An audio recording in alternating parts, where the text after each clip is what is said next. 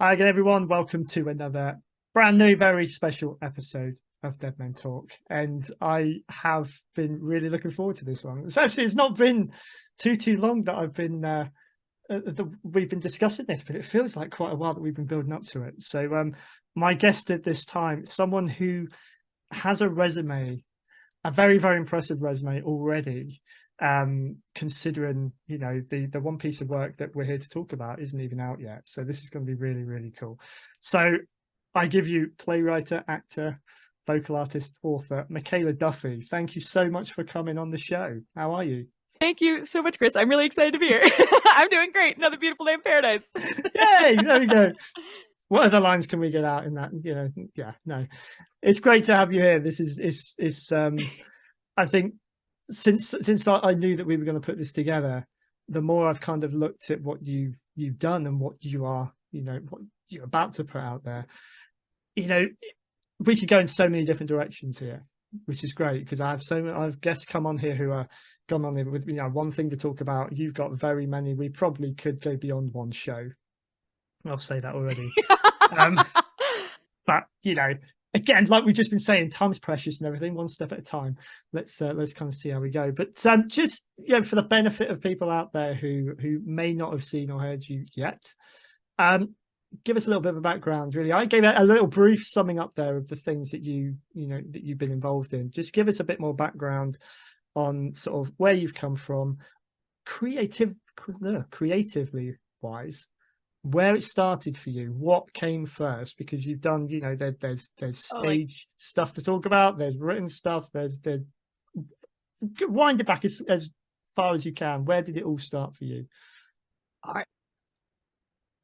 Back in the before times when the dinosaurs roamed the earth. I think I've always kind of had a creative streak going on. Like I can remember being in first grade and writing stories. That's where I think it started.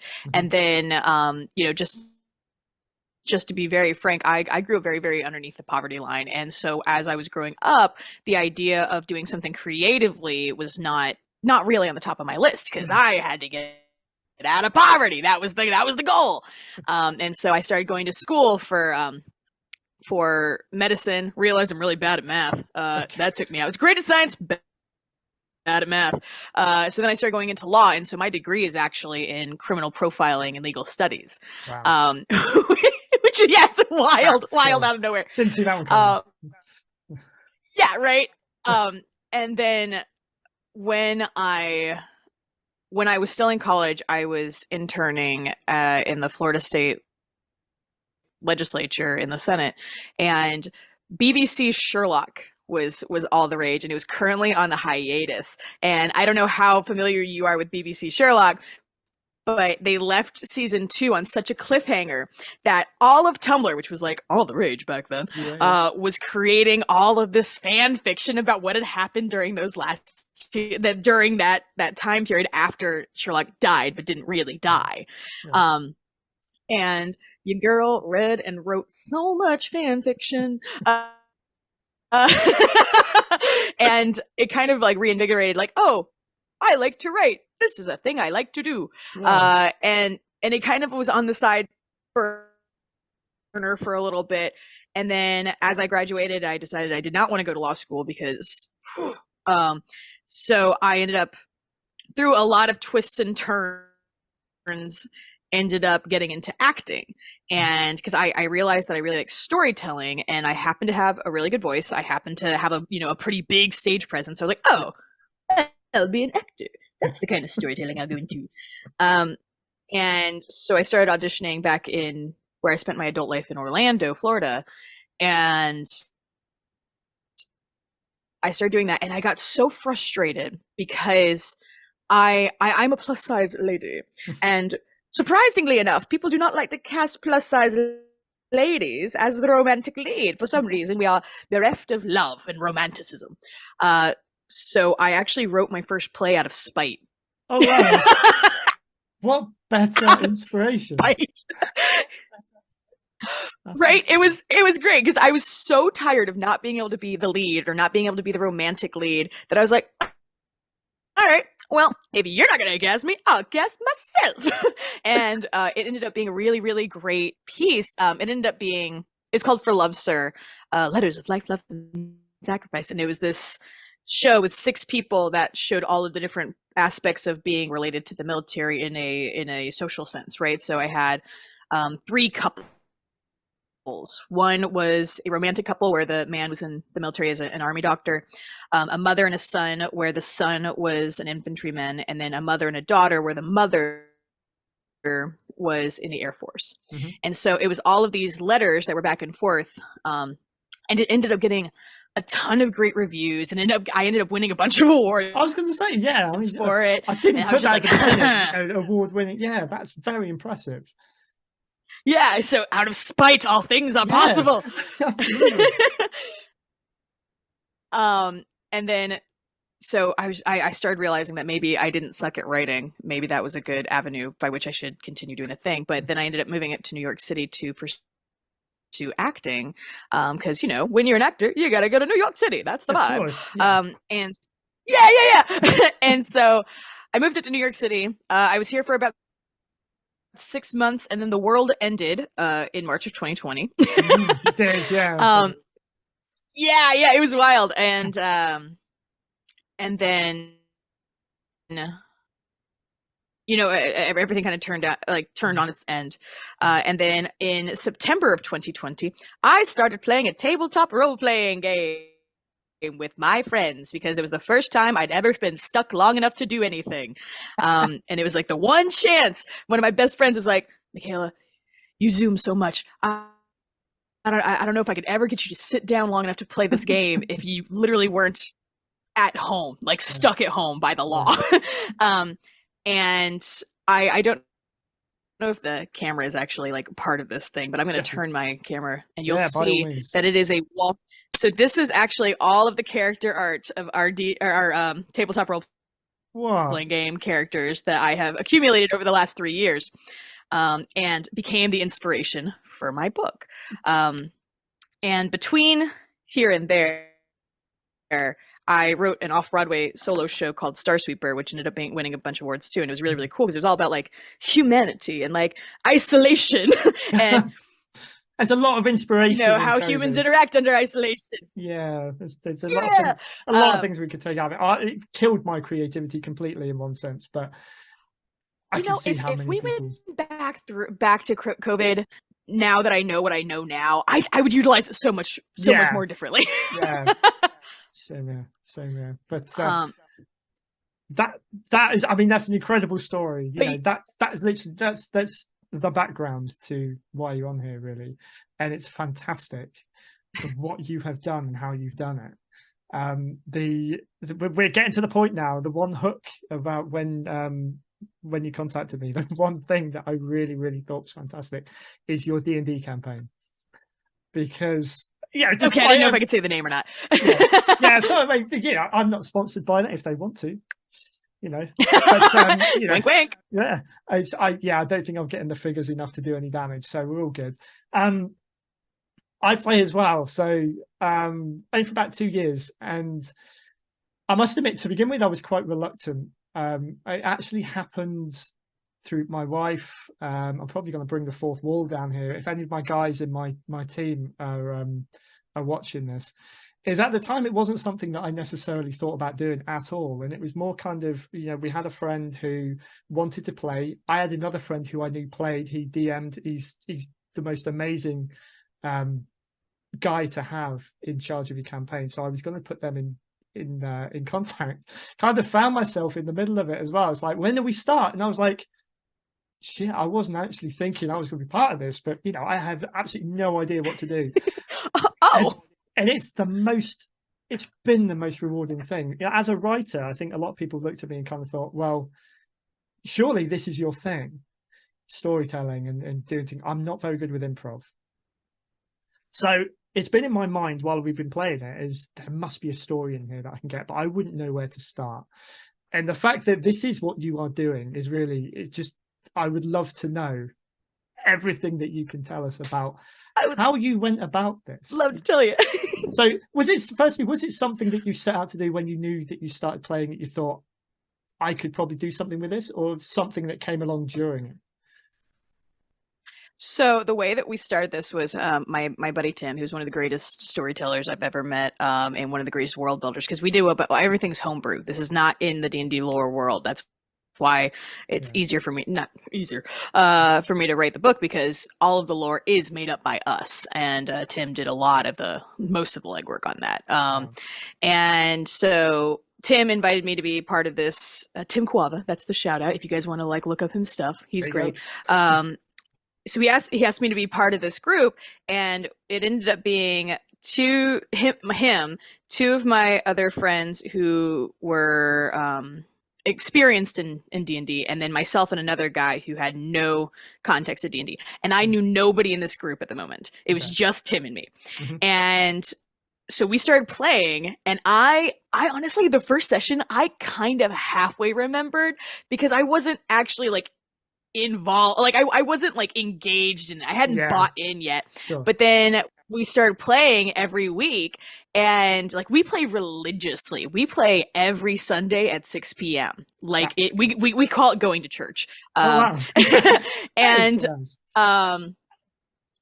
well, and then as D&D happens, you start developing these relationships with people, and the story that ends up coming out of it is just, it's so cool. So for me, I didn't mean to do this, but everybody with their first D&D character kind of accidentally ends up being a self-insert. You try really hard not to, but it's how you would react to the situation, right? So it ends up kind of being a self-insert.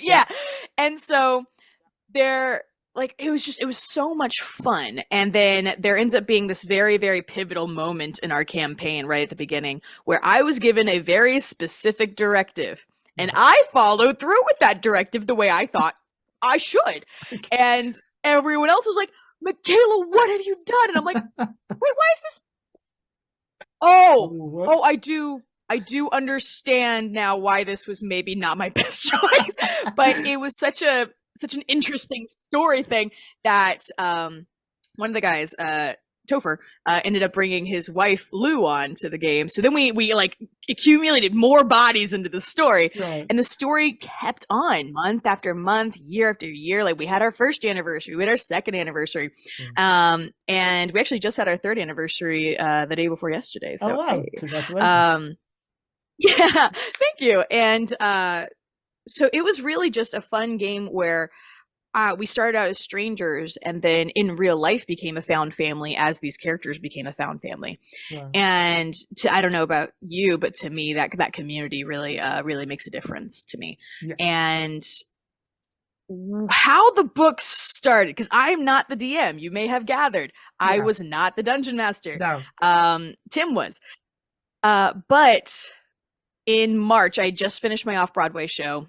And this is going to sound so silly, but my birthday is on St. Patrick's Day, and I was sitting at my house bored because everybody else was working or had something else to do. And I was like, well, I'm going to sit here on my birthday and be sad.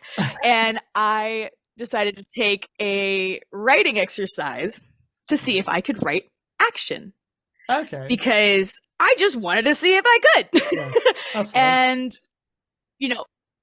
and so most D&D campaigns start with some kind of inciting action that brings the group together, right? Yeah. And so in our case, it was all of us had come from all these different areas, and we ended up at a dock. And at this dock, where we are all individually there, we see a kid falling out of a ship, and the kid has chains on her wrists and ankles, and we're like, hey, well, that's pretty fucked. Kids in chains, that's not great. And so then a fight ensues, and I did not start writing the book intending to write a book. I intended to see if I could figure out how to write action. And then as I kept writing, it just kind of kept happening. And then hundreds of pages later, we now have a solid book. Yeah. See, your word count that you quoted out there. I mean, I've just edited what is my biggest book, and I was intimidated when I went back and thought, Christ, how am I going to do this? This is huge. Yours is double that. So, I am verbose to a fault. But that is really, really impressive. Let's introduce it properly then. So, the Mistport Guardians. Sounds fantastic already. tell us Thank what you can about it then. I would love to. So it's such a wonderful little like a little piece to participate in. One second, I'm gonna look up the bio that I wrote, just so I can like have it in a perfect, you know, Sounds this good. is what I wanted to write and say. If I can find it.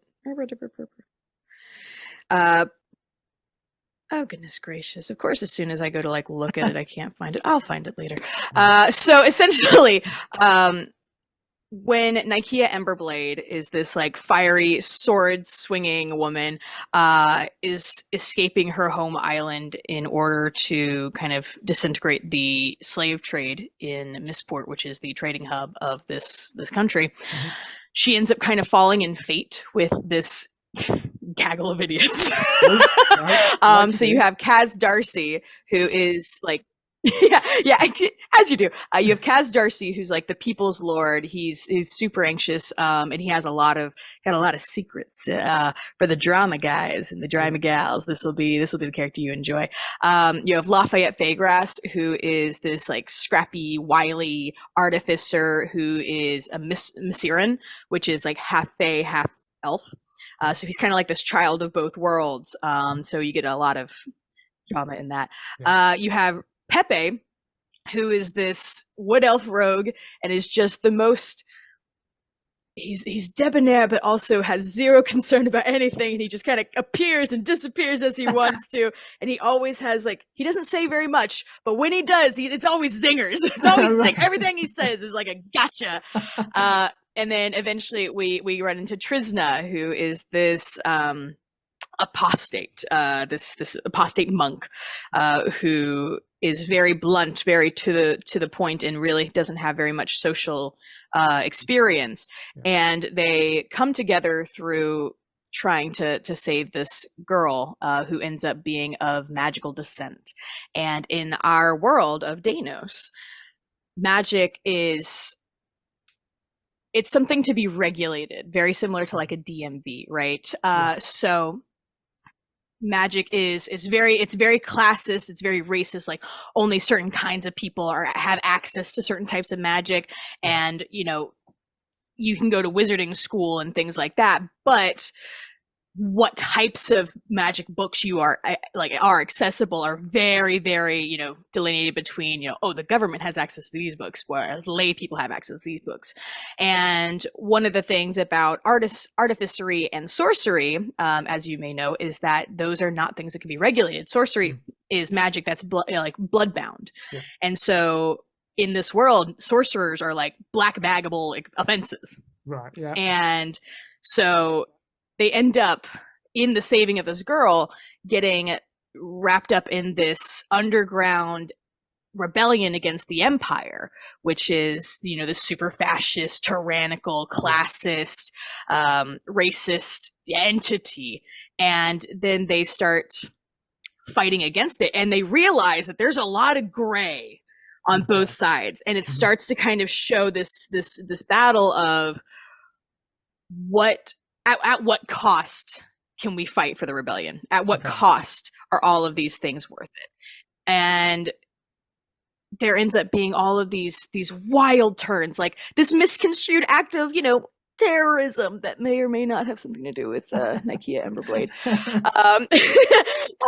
There, you know, we have a principal character that dies and then gets resurrected, and there's all these other wonderful and terrible things. And then towards the end of the book, somebody who you really feel for, one of the mentors of this story, betrays the crew. Betrays the group, and it's then the battle for not only this girl but for the rebellion and for them, because they are now on the chopping block. And it's I really enjoy it. It's not one of those things like, this is my book and it's the best book ever. I enjoy reading it. No, like, and I was going to say this is completely opposite. I would say, as a writer, and I've spoken to loads of writers I know, we are the worst at giving our work any kind of credit. So the fact that you are you're able to get so into this. Is obviously just testament to firstly how passionate you are about it, but also it must be bloody good as well if it's even got you you've been able to kind of come out with this, you're able to talk about it like this, because so many of my books I've been like, self-deprecating, you might not want to read that, it's not the best one. I'm probably my worst self in the world. It's no, I feel that. Yeah. I think the difference with this particular piece is it's not just my story, it is our collective story. Yeah. You know what I mean? Yeah. So it is the story of me and my chosen family. And when I'm writing it, I'm hanging out with my best friends all day long. Yeah. That's what I'm doing. It's great. So my next question's got to be then, is the story arc that you take in this book, is this been played out? This is from, your campaign? Have you taken just elements of it, bits, all of it? So how do you regulate that? How do you pick what you're going to do? So essentially what I do is there's always a note taker in the D&D crew. Of course. Yeah. And so we collected all the notes, and what we did was we broke it up into arcs. And so there's like 4 arcs in the story. So that means that this is the first installation of a tetralogy. This is the first book of 4. And so for this arc, we literally just put everything that happened in the campaign. And of course there is like, D&D stupid things that happen, as there always are, and so a lot of those got cut in the first edit. Right, yeah. And so what I do is I actually make something I call a shot list, because for me, an outline, like a bulleted outline, it doesn't work in my brain. No. But what does work is seeing what scenes are meant to happen in what kind of order, so that when I'm writing, I can actually kind of move them around and make it a more linear storyline. But yeah, just about everything that's included in this is from our campaign. And if not, it's something I've added to it to make it more cohesive. Because, sometimes nonsense happens in D&D, and I have to explain it. I gotta make it make sense. But yeah, there's very little in the book that didn't actively happen in the campaign and have active choices being made by these people. So, it's told through my words, but at least 40 to 50% of everything is what we did as a collective, and all those choices are not all mine. Yeah, that's all right. So if there's anything questionable in there, you can almost pass the buck almost. And so, well, that came from that. I wouldn't have written this had it not happened. So that was my choice, guys. Sorry. The great thing is because, exactly. Because we all say when we're writing, I get asked, do your characters, almost live by themselves? They tell you what they're going to do, and a lot of time it is. In this case, you can kind of be like, well, yeah, but it's almost like you've got a group of writers behind you, not telling you what to write, but their little takes on certain situations, probably stuff you wouldn't have put in yourself. Do you reckon, if you tried sitting down and writing something like this yourself? Yeah, well, I mean, the really great thing about, novelizing a D&D campaign is these are people who have different imaginations than you do, and different morals, and different world perspectives. There's so many choices that these other characters make that I would have never even crossed my mind. Yeah. I would have never crossed my mind to do these things. Yeah. And so what's really great about this is this book is inspired by the imagination of 6 whole imaginations. It's 6 worlds of different brains that are just, weaving together to create this one great story. And that's what I think has merit in, because it's also told in a multi-POV. So each chapter is told through the perspective of a different character. So you're not only receiving the main character. So say that this was like a Mikaela book, right? You're only ever receiving it from her perspective, which is this, overzealous, very, excitable, and also fiery, I want to pick a fight with everybody kind of paladin. You also have this cleric lord that is like full of anxiety, being like, how do I handle this? How do I fix this? What if Mikaela turns on me? What am I going to do? Like, you have that perspective. You also have this Misrin, which is going to be, you know, oh my God, I realize now, because there's a cultural war happening at the moment between the Sylvandine, which is where the Fae live, and the Empirical Plane, which is where, you know, the rest of everybody lives. And he's kind of stuck in the middle of this culture war that's happening. And he's like, I'm too Fae to be, you know, with the Empirical Plane people, and I'm not Fae enough to be with the Sylvandine. And I'm just stuck in the middle, and everyone hates me. And how does that then affect a person, right? Especially if they're an artificer, which means that everything that they do is deemed illegal. So it's like, I'm illegal by my race, I'm illegal by my magic, by my science. Like, well, what am I supposed to do? And so you get all these really, really cool perspectives that really flush out the world, because, you know, Mikaela is very much wrapped up in her own, like, I'm gonna save the world and everything's gonna go great, and she doesn't think about everything else that's happening. And so I enjoy reading it because it's just this whole super flushed out world with all these flushed out characters who are based off of real people, so they have those real faults, they have those real, oh man, you really didn't think about that, did you? That's what I love about the game as well, because again, like I say, I'm rubbish with improv. I do have a lot of anxiety when it comes to playing it, because I'm like, what if I don't respond well enough in this situation? What if I'm the reason why something goes wrong?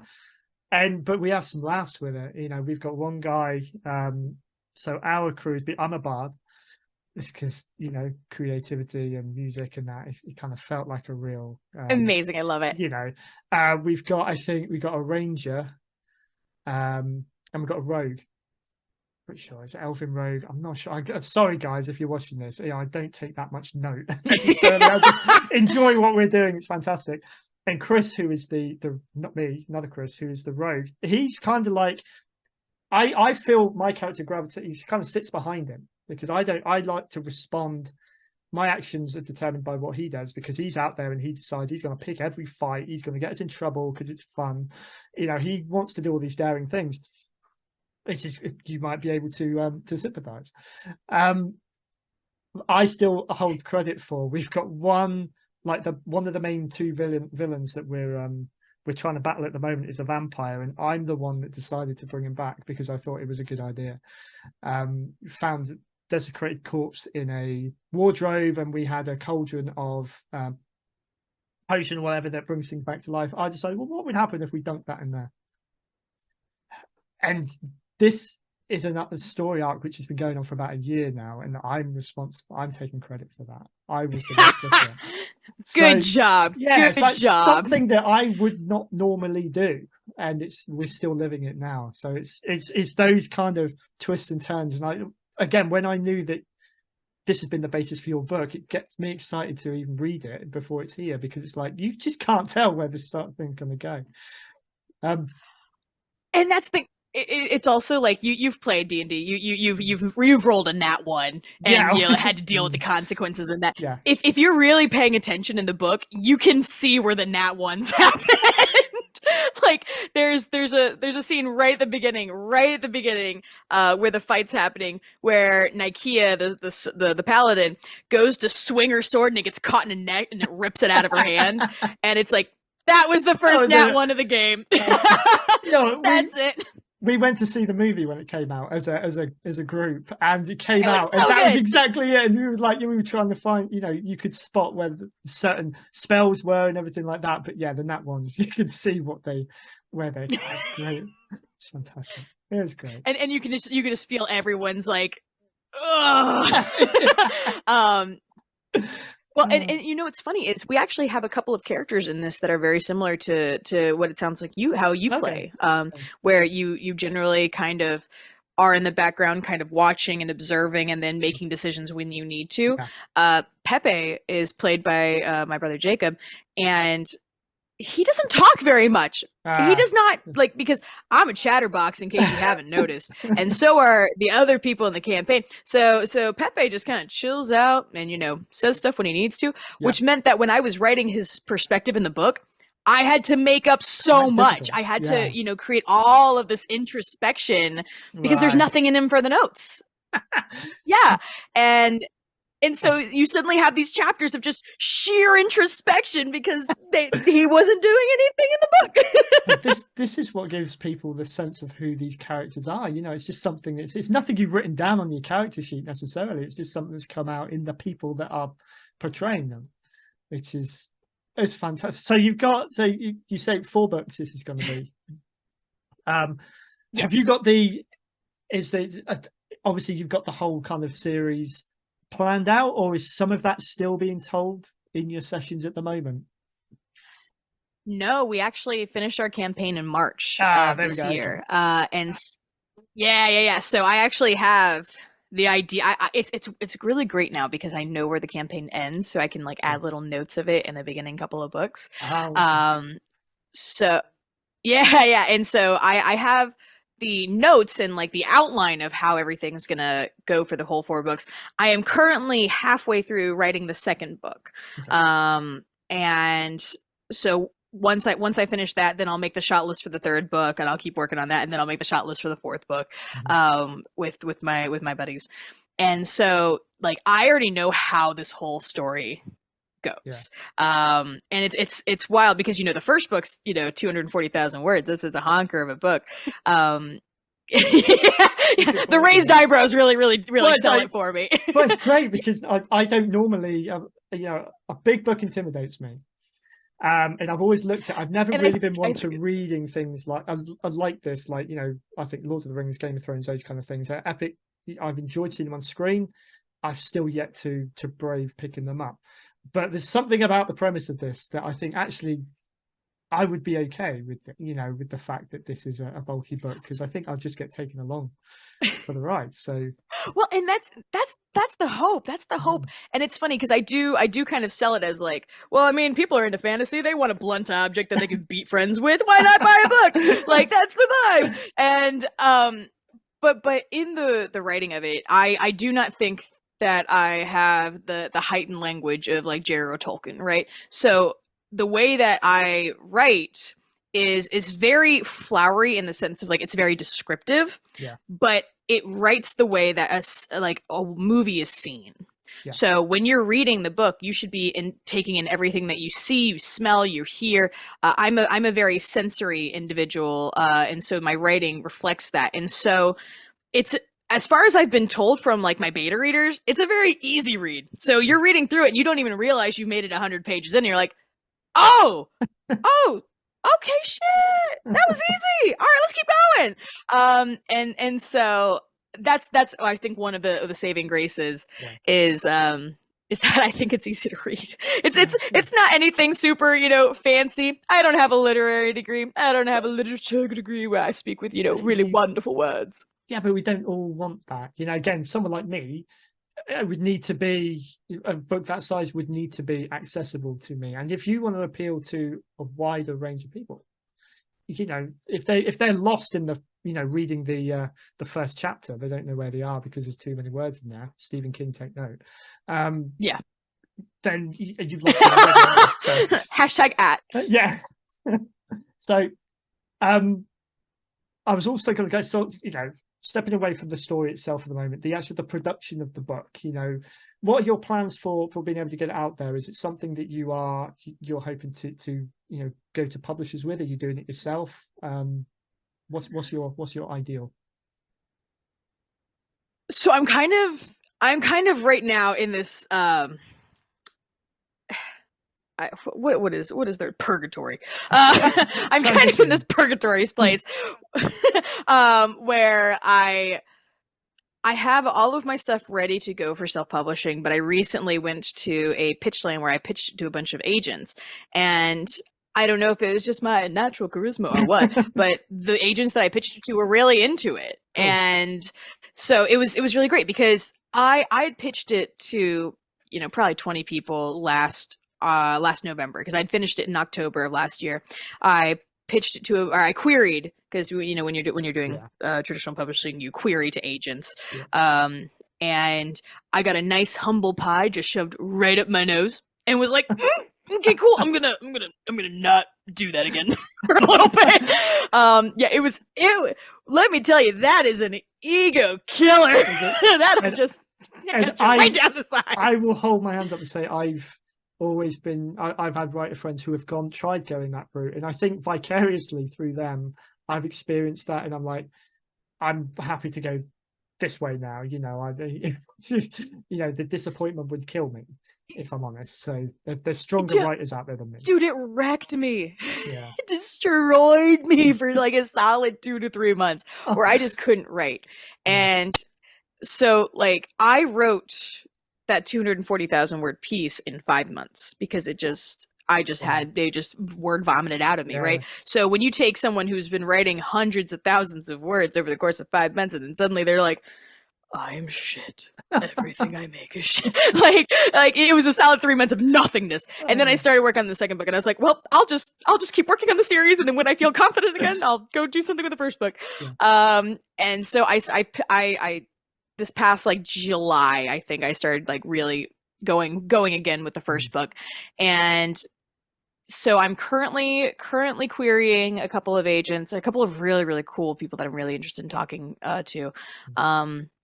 And most of them told me that I wouldn't hear back from them until like October-y. Because like I pitched to them in August, but they had a bunch of people who pitched to them, right? So I probably wouldn't hear back until like October-ish. And so I'm kind of in this waiting space where I'm still waiting to see whether or not agents are interested in representing me. And if that's the case, then great. I'm gonna give traditional publishing a try. We'll see how it goes. And if I don't maintain the story and the joy that I get out of this particular book, then like I'll do self-publishing. I don't care. I just want the book out in the world. I have no ego either way. I just want it to be out in the best way it can be. And if that means traditional publishing, cool. If it doesn't mean traditional publishing, cool. Yeah. Whatever.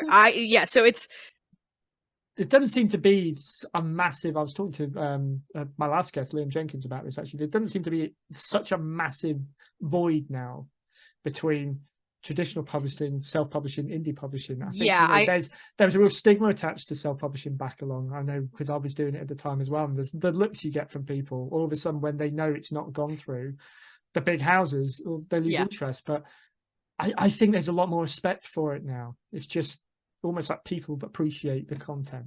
I hate that word, but Yeah, no, but I agree. I don't know what it's like in the UK, but I know that in America, really, it's just the big five. And there are a few independent publishers that I am interested in publishing too, but self-publishing is just so much more accessible. And when you look at the stuff that does get published by the big houses, and you're like, this got published and I'm struggling. How is that the case?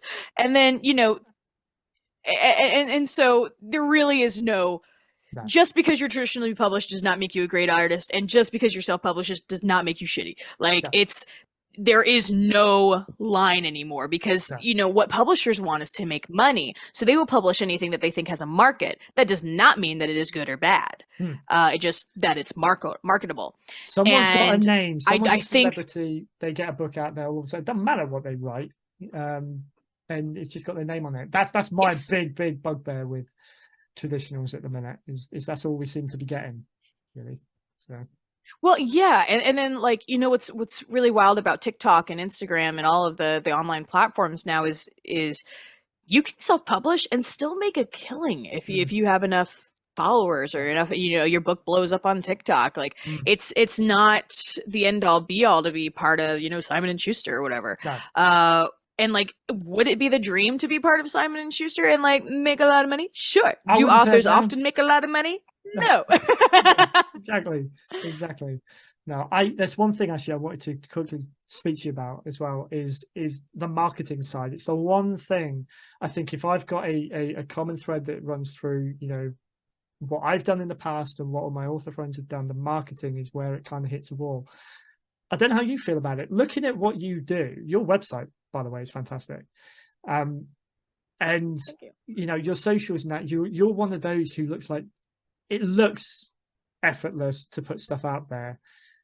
Is it, do you have a secret here that you can kind of, impart on the rest of us? How do you go about all that? How do you keep yourself motivated? It's not effortless, I'll tell tell you that, bro. That's what I was expecting. That's what I was expecting. So there you go. Okay, so it's wild that you say that. I am flattered most of all, just because I think there's such an insane imposter syndrome in every creative aspect, and specifically for me, I'm not a social media person. It's not something I inherently am good at. I have to actively try really hard. And so what I do, and how I've been trying to make my Instagram, is I will just scroll for like 20 to 30 minutes on Instagram and listen to reel sounds, like, and find some that are trending. Okay. And then I'll just be like, all right, that's my reel for today. What, bam, make a little video of it. And it takes so much time and effort. The people who make like dozens of reels a week, bless them, I don't know how they do it. It's so much emotional labor for me personally, at least. It's not something I naturally enjoy doing. It's something I have fun with it most of the time, but like it's not something I'm like, oh yes, I'm going to make a reel today. Today's a great day. And so in fact, I'm a cartoon character. This is how I make my reels. And the website was something that's been a project for me for years and years and years. That was like my acting website, then my Broadway or my off-Broadway show, and then like everything has just been, building up on that. But for the TikTok and the Instagram, I think my only advice is, if you're gonna start doing that, is to just be nice to yourself. That's the hardest thing, like, as well, isn't it, really? Yeah, and the algorithm makes no sense. No. It's like Doctor Who. Do not apply logic to it. It will just drive you mad. Like, I have this one Instagram reel that has some like 60,000 views. And when you look at my stuff, most of it has like, somewhere between 300 and 800. Like, that's pretty solid. Like, I'm like, yeah. This one TikTok, or this one reel, has 60,000 views, and it is the stupidest reel I ever made. It took me less than 5 minutes to design it. Right. I put it up there, and the algorithm was like, this one. I've used the same hashtag since then. I've used the same language. I could not tell you why that one blew up. No. Could not tell you. So yeah, just be patient with yourself and know that none of it makes any sense, and we're all just struggling through together. Just be random. There we go. That's what I got out of that. I can get on board with that. Yeah. So anyway, yeah, if you're having fun making your reels and doing, oh yeah, go ahead. No, go on. No, carry on. I can wait. Oh, no, I was just gonna say, if you're having fun, then everybody else will have fun with you. So like, if you're not having fun, don't post them. If it looks a lot of effort, and again, this is what I was saying. Yours don't look like they, and that was not a dig or anything. That's actually a really big compliment. Yours don't. No. I got you. Yeah, because it looks like you got on there. You knew what you were going to do. You love what you do. Boom, there we go. If it looks like you are trying your hardest to put this thing together, it's unnatural. I have yet to. I'm on TikTok. It's been a real random collection of stuff I put on there. I still haven't found how to utilize it properly. I think as a writer, I was like, because my podcast stuff, I was like, that's easy. I can just put little clips out and stuff like that. It's fine. Come to my writing stuff, I'm like, I don't really know how to use these platforms to the best of my ability. What do you do? It's so hard. Yeah. Oh, my Instagram is full of artists, right? Well, what artists have? They have art. You can post a picture and you're like, oh, wow, it's the pretty. I'm going to follow them because they will make more pretty things. And then as a writer, you're like, oh yeah, it's going to take you a few hours to get through my stuff. Yeah, you should totally read it though. Yeah. And so it's so hard. How do you get people interested in your writing without being like, hey, by the way, here's the free book? Yeah. So what I've been doing, I've just been making reels and stuff about being a writer, like writer humor, things that that writers, that other people who are into books and into writing will understand. Like, there's one that I posted recently, and it's like, your family's always like, wow, you wrote such a big book. You must be so good at writing. And then it just like pans over to me typing in synonyms for happy, synonyms for angry, synonyms for greed. Like, just 90% of my writing is synonyms for. Oh, I was doing that the other day. So there you go. It's so yeah, like we all do it. But I do that, and then I do like I'll post like, oh, this is what my characters' names mean, or like, this is a mood reel for the character. Like, this is the vibe that you should get out of this character. So like getting people interested in like who they would be most resonating with the story. Right. And then I will also sometimes post like I'll take like an aesthetic video and then read a bit of my book over it for like a minute and a half, so it'll be you're actually hearing part of the story Okay. in my own words. Hmm. And so if you're interested in that, then you'll be like, maybe I'll give the rest of the book a try. Yeah, that's the idea, isn't it? That's brilliant. No, I mean, I'm sure there's people I would say taking stuff out from that. That's fantastic advice. No, thank you. I would also just reach out to other people who are on those platforms. Like, I have made some really great friends on like the Bookstagram thing who are really nice. And you'll message them and be like, hey, I really like your page. Can you tell me how to do that? And they're like, yes, I'll happily do it. And they'll like monologue at you like, okay, this is what I do, this is what I follow, this is how I do it. And it's great. Like, just reach out to people who are also trying to do the thing you're doing. They're really nice. We're authors. We're weird little people. We just want to take care of each other. Listen, and this is something I was leaving as a surprise for this. Where am I going? Wrong side. There we go. Oh, you're wearing it! It got there! It got here this morning. Would you believe the timing of this is fantastic? Thank you so much. And I can't. I'm gonna cry. Oh, bless you. No, there you go. I should have had it on the show for more of the episode. Really. There you go, guys. There you go. I can still get this wrong. There we go. I'll show you the back as well at some point. I can't really do it on camera because it was. Oh, let's do it. Let's do it. Come on. Hang on. I don't know if you can see that. Yes. There you go. First edition OG fan club member.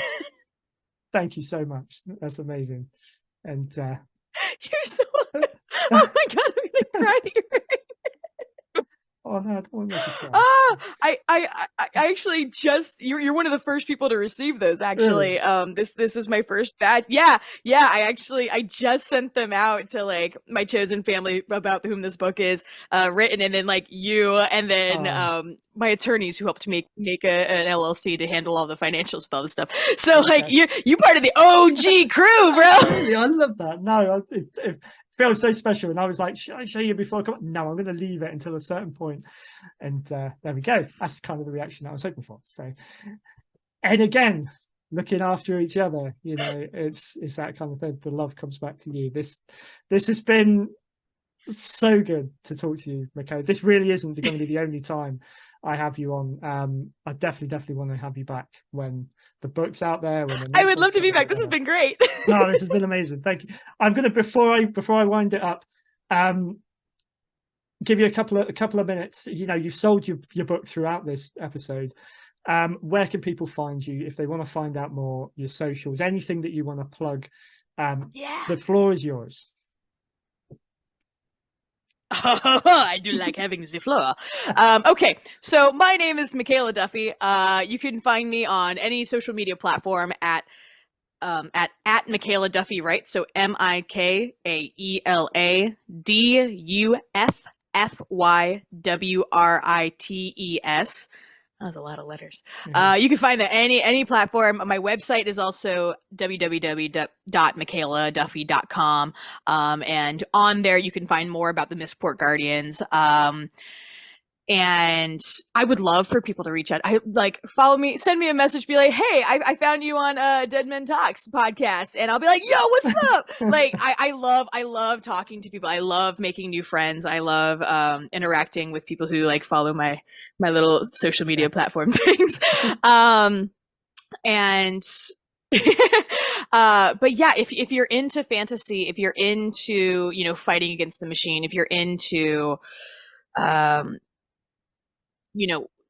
if you want to see justice taken out in the world and that it just can't because of the way that the world is, this book is for you, because it's for people who specifically are normal, are like, average people who want to do extraordinary things.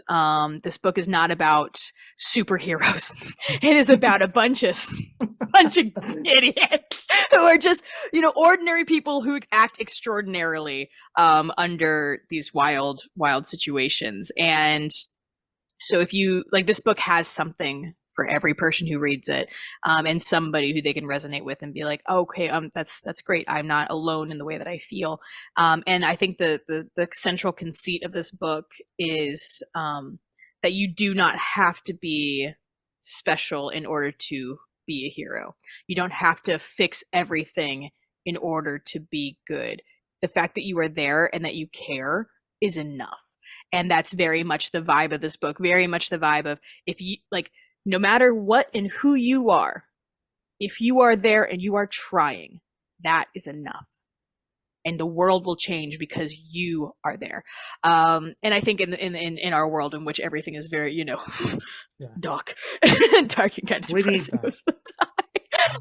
Yeah, it's I think that's one of the things that I actually ended up with a tattoo of a short story in this book, and it's all about that very central conceit of the world is dark and the world is terrible, but the fact that you try anyways is what makes the difference. Yeah. That is what being a hero or being a good person is. It is not being inherently good at everything. It's not being inherently like, this superhero who can fix everything. It is just trying, knowing what and who you are. But yeah, so at Mikaela Duffy Writes on all those little social media platforms, come say hello. It's always like a kid. And thank you so much. It's like but no, thank you so much, Chris. This has been such a wonderful little chat. I've had so much fun. Let's definitely do it again. I'm really, really excited to read the book when it's out, and just to see what else lies ahead. You a little bit. If you'd like, I'll send you a little snippet so you can be like, part of the cool kid club, knowing more about it before anybody else does. Oh, that'd be amazing. Hey, I'm not here for free stuff. But, all right, you got it, bro. It's on its way. Oh no, this has been an absolute blast. This is going down as one of my favorites. Mikaela, thank you so much for your time, and we'll definitely speak again. So, take care.